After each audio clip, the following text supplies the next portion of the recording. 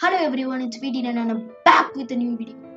Today we are going to touch the 1 minute tutorial series which we haven't touched in a while in our channel.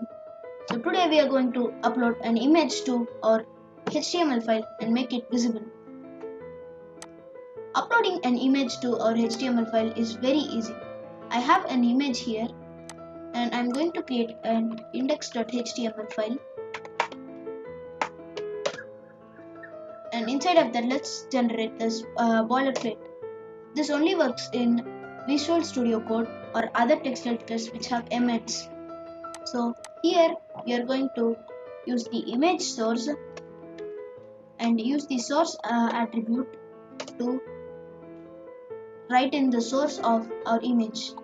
My image's name is just image, and you have to make sure that there is the .jpg or .png or whatever extension is behind the image's name.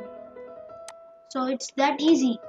So we have just uploaded a new image to our HTML file. So let's review this.